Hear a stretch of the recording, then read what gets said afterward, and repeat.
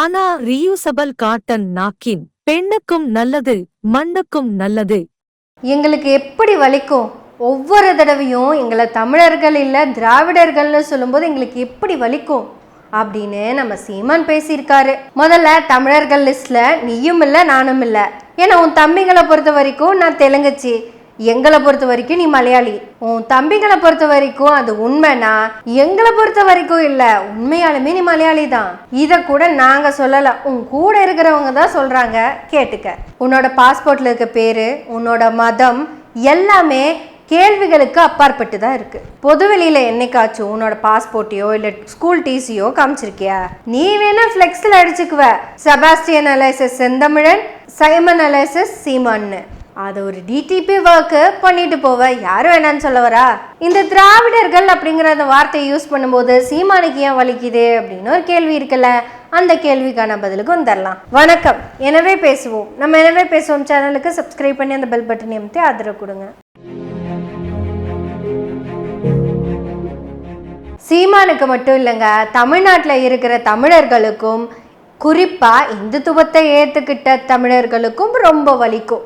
ஏன் இந்துத்துவத்தை ஏத்துக்கிட்ட தமிழர்களுக்கு வலிக்குது? இந்துத்துவத்தை ஒருத்தன் ஏத்துக்கிறான்னா அவங்க பார்ப்பனியத்தை ஏத்துக்கிறாங்கன்னு தான் அர்த்தம். பார்ப்பனியத்தை ஏத்துக்கிட்டவங்க எல்லாத்துக்குமே ஆரியமே தத்துவம். அந்த ஆரியத்துக்கு எதிரான தத்துவமான திராவிடம்ங்கிறது எப்பவுமே அவங்களுக்கு பெரிய எரிச்சலை தான் கொடுக்கும். ஸோ இங்க தன்னை இந்துக்கள்னு சொல்லிக்கிற தமிழர்களுக்கும் இந்துக்கள் கிட்ட காசு வாங்கி பிழைக்கிற நாம் தமிழர்களுக்கும் திராவிடம் என்பது எரிச்சலை தான் கொடுக்கும்.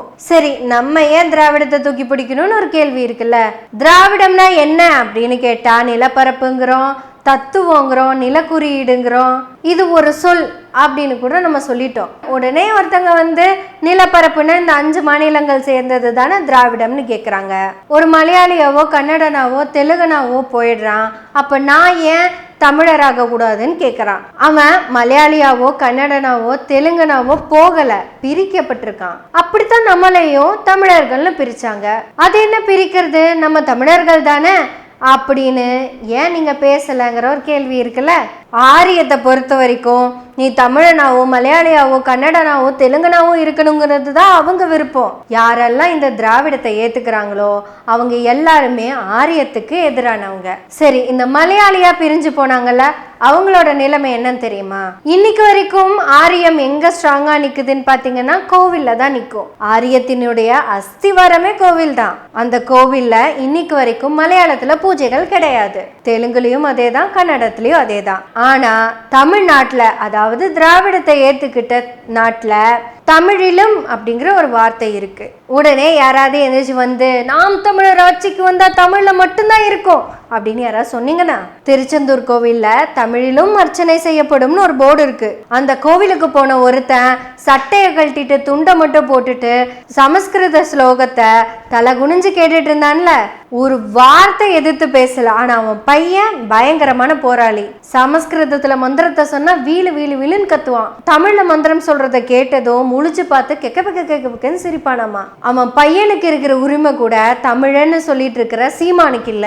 கடந்த 100 ஆண்டுகள்ல திராவிடம் சாதிச்சது என்னன்னு கேட்டீங்கன்னா, அவங்களோட அஸ்திவார கல்லை ஒண்ணு எடுத்து நம்ம கல்ல வச்சிருக்காங்க. ஓ, இதுவே பெரிய சாதனையா அப்படின்னு கேட்டீங்கன்னா அங்கதான் மாற்றம் ஆரம்பிக்கும். வெறும் கல்லை வச்சுட்டா அப்படின்னு கேட்டீங்கன்னா, கோவில்ல வச்ச ஒரு கல்லு இங்க கல்வியா மாறி இருக்கு. கோவில்ல தமிழிலும் அப்படிங்கிற கல்லை வச்சுட்டோம், ஆனா தமிழ் புரியணும்ல, அதுக்காக பல கல்வி கூடங்களையும் கொடுத்துருக்கோம். இந்த திராவிடத்தால் தமிழ்நாட்டுல கல்வி வளர்ச்சி உச்சத்துக்கு போயிருக்குன்னு ஆரிய பார்ப்பனியம் ஒத்துக்குது. ஆனா இங்க இருக்கிற தமிழன் தான் ஒத்துக்க மாட்டேங்கிறான். ஏன், உன்ட்ட ஏதாவது டேட்டா இருக்கான்னு கேக்குறீங்களா?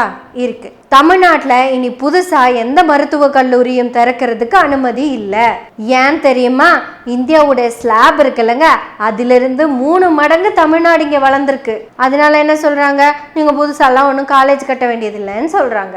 அவனுக்கு தெரியுது திராவிடத்தினால தமிழ்நாடு வளர்ந்துருக்குன்னு. ஆனா அந்த பார்ப்பனியம் என்ன பண்ணுதுன்னா, இங்க இருக்கிற மலையாளிய கூப்பிட்டு அவனை தன்னை தமிழன்னு சொல்ல சொல்லி அவன்தான் தமிழன்னு இங்க இருக்கிற தமிழர்களை எல்லாம் நம்ப சொல்லி ஒரு அஜெண்டாவை கொடுத்துருக்கு. சரி, இந்த திராவிடம்னு பேர் வச்சதுனால மட்டும் தமிழ்நாடு வளர்ந்துருச்சா, இல்லைன்னா தமிழ்நாடு வளர்ந்துருக்காதான்னு உங்களுக்கு ஒரு கேள்வி வரலாம். இங்க திராவிடம்னு சொன்னதுனால தான் திராவிட தமிழர்கள் நம்மள ஆண்டிருக்காங்க. இல்லைன்னா தேசிய தலைவர்கள் தான் நம்மள ஆளுவாங்க. தேசிய தலைவர்கள் ஆண்ட ஏதாவது ஒரு மாநிலமாவதும் தமிழ்நாடு அளவுக்கு வளர்ந்துருக்கா? உடனே நீங்க சொல்லுவீங்க தமிழ்நாடு பொருளாதாரத்துல 2வது இடம், கல்வியில 2வது இடம்னு. பொருளாதாரத்துல மும்பை முதலிடம்னு சொல்லுவீங்க. இது முன்னாடிங்க. இப்போ மும்பையோட இடத்துக்கு குஜராத் வந்துருச்சு. ஏன்னா இந்தியாவில் இருக்கிற மொத்த பணத்தையும் கொண்டு போய் அந்த மாநிலத்தை கொட்டுறதுக்கு யாருமே கேள்வி கேட்கறது இல்லை. ஸோ நம்மளோட ஒட்டுமொத்த உழைப்பையும் அவங்க பயன்படுத்தி ஒரு மாயையை உருவாக்கி வச்சிருக்காங்க. அப்ப கேரளா தானே 100% கல்வி அறிவு பெற்ற மாநிலம், தமிழ்நாடு அதுல இல்லைன்னு நீங்க கேட்பீங்க.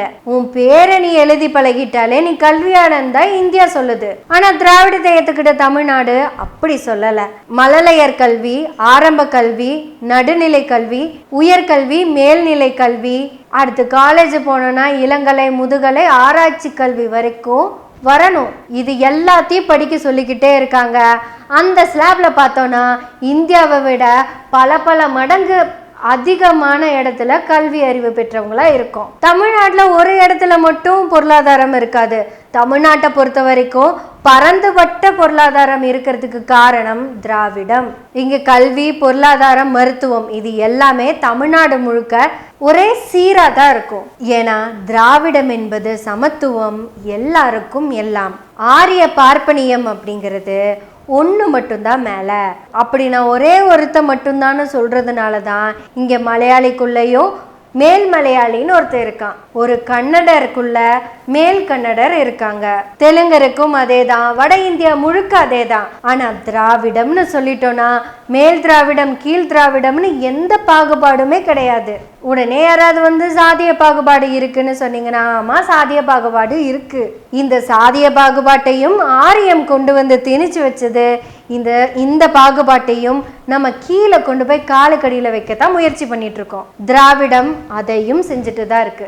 இப்ப சொல்லுங்க, திராவிடத்தை தூக்கி தோல்ல போட்டுக்கலாமா, இல்ல தமிழருங்கிறத தான் தலைக்கு மேல வைக்கணுமா? இந்த திராவிடத்தை ஒழிக்கணும்னு ஆரியம் பயங்கரமா முயற்சி பண்ணிட்டு இருக்கு. இந்த ஆரியம் தூக்கி போடுற பிஸ்கெட்டை எந்த தமிழரெல்லாம் கவரானோ அவன் எல்லாம் நாம் தமிழர் நாம் தமிழர்னு கத்துவான். திராவிடத்துக்குன்னு மொழி இல்லை, தமிழ் தான். திராவிடத்துக்குன்னு கடவுள் இல்லை, திராவிடத்துக்குன்னு பெரிய தத்துவம் எல்லாம் ஒன்றும் இல்லை. ரொம்ப சிம்பிளா ஒரே ஒரு தத்துவம் தான் வச்சிருக்காங்க, அனைவரும் சமம். அனைவரும் சமம்னு ஏத்துக்கிட்டா நீ திராவிடன், இல்ல நான் தமிழன் அப்படின்னு சொன்னா உனக்குள்ள குடி இருக்குன்னு அர்த்தம். தமிழர்கள்னு சொல்லிக்கிறவங்க என்ன தெரியுமா சொல்லுவாங்க? நாங்க ஜாதி அப்படின்னு சொல்ல மாட்டாங்க, நாங்கெல்லாம் குடிகளா இருந்தோம் அப்படின்னு சொல்லுவாங்க. இந்த தமிழன் சொல்லிக்கிறவங்கெல்லாம் சோழன் என் முப்பாட்டங்குவான், சேரன் என் முப்பாட்டங்குவான், பாண்டியன் என் முப்பாட்டங்குவான். இந்த 3 முப்பாட்டங்களும் ஏண்டா வெட்டியே செத்தாங்கன்னு ஏதாவது கேள்வி கேட்டிருக்கீங்களா? ஏன்னா இந்த 3 முப்பாட்டங்களுக்கும் குடிப்பெருமைன்னு ஒன்று எங்கேயோ வச்சுட்டு இருக்காங்க. அப்பெல்லாம் குடி இல்லையே அப்படின்னு சொன்னீங்கன்னா, குடி இல்லை, கொடி வச்சிருந்தாங்கல்ல, அவங்களுக்கெல்லாம் கொடி பெருமை, அவங்க பேரனுங்களுக்கெல்லாம் குடி பெருமை. எந்த தமிழனும் இன்னொருத்தன் எனக்கு சமம்னு ஏத்துக்கவே மாட்டான். ஏன்னா அவன் மண்டக்குள்ள ஏறி இருக்கிறது ஆரிய புத்தி. ஒரே சோழர் வம்சம், அவன் மட்டும் எப்படி திராவிட கரிகாலன், இவன் மட்டும் தமிழர் ராஜராஜன் அப்படின்னு நம்ம சீமானன் ஒரு கேள்வி கேட்டிருக்காரு. இதுல ரொம்ப ஆராய்ச்சியெல்லாம் பண்ண வேண்டிய அவசியமே இல்லை. எல்லா மக்களுக்கும் பயன்படுற மாதிரி கல்லணைய கட்டினா அவன் திராவிட கரிகாலன். இல்ல பார்ப்பனியத்துக்கு காவடி தூக்கியே தீருவேன்னு கோவில் கட்டினானா அவன் தமிழன் தான். நீ சொல்ற சோழ முப்பாட்டன் தமிழ் சோழன் தான் வச்சுக்க, யாரு வேணான்னு சொல்ல போறா? ஏன்னா எல்லா மக்களுக்கும் சமமான ஸ்கீம் போறத ஆரிய பார்ப்பனியம் ஒத்துக்காது. அதுக்கு என்னைக்கும் படிநிலை தான் தேவைப்படுது. கல்லணையில படிநிலைய செய்யவே முடியாது. ஆனா தஞ்சை பெரிய கோவில்ல அகழிக்கு அந்த பக்கமே ஆரம்பிச்சிரும். அதனாலதான் அவனை தமிழ் மன்னன் சொல்றோம். கரிகாலன் திராவிட சோழன் தான். நமக்கு என்னைக்குமே இந்த பழைய பெருமை மேல எல்லாம் பெரிய உடன்பாடெல்லாம் கிடையாதுங்க. இன்னைக்குமே எல்லாரும் சமம்னு சொல்லி பார்ப்பனியம் வந்துச்சுன்னா பார்ப்பனியத்தையும் ஏத்துக்குவோம். அப்ப நீ பார்ப்பனியத்தை ஏத்துக்குவீங்களா அப்படின்னு கேக்குறீங்களா? சமம்னு அவன் சொல்லிட்டாலே திராவிடன் ஆயிடுவான்ல, அப்புறம் எங்க போய் பார்ப்பனியம் இருக்க போகுது? இந்த எல்லாருக்கும் எல்லாம்னு சொல்றது திராவிட மாடல், அனைவரும் சமம்னு சொல்றது தான் திராவிடம். இப்படி நம்ம திராவிட அடையாளத்தோட இருக்கிறனால தான் நமக்கு இனி மெடிக்கல் காலேஜ் கட்டுறதுக்கு பர்மிஷன் இல்லை, மற்ற ஊர்ல ஸ்கூல் ஆரம்பிக்கிறதுக்கே பர்மிஷன் இல்லை. அதனாலதான் திராவிட கல்வியில படிச்ச நம்ம எல்லாம் வெளிநாடுகளுக்கு போயிட்டு இருக்கோம். ஆரியத்தினால கல்வியே கிடைக்கவே கிடைக்காதவங்கெல்லாம் திராவிடத்தை நோக்கி வந்துட்டு இருக்காங்க. இந்தியாலேயே பார்ப்பனியத்துக்கு எதிராக தமிழ்நாடு இந்த அளவுக்கு வந்து நிக்குதுன்னா அதுக்கு ஒரே காரணம் நம்ம திராவிடம்ங்கிற தத்துவத்தை தூக்கி பிடிச்சிருக்கிறதுனால தான். ஒருவேளை 100 வருஷத்துக்கு முன்னாடி நாம் தமிழர்கள்னு நம்ம சொல்லியிருந்தோம்னு வச்சுக்கோங்களேன், அரே அரே மദ്രാசி வேலைக்கு வரான், அவனை கக்கூஸ் கழுவு வெயி அப்படின்னு சொல்லி இருந்திருப்பாங்க. இன்னைக்கு யோசிச்சு பாருங்க. இன்னைக்கும் தமிழ்நாடு நோக்கி வர வட இந்தியர்களை வடக்கன்ஸ்ன்னு சொல்றதுல வட இந்திய சகோதரர்கள்னு சொல்ல வச்சது கூட திராவிடம் தான்.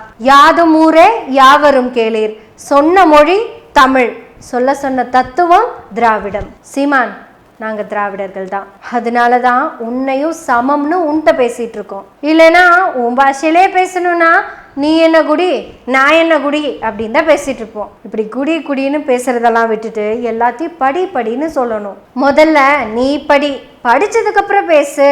நாங்க பேசுறோம்ல, பேசுவோம்.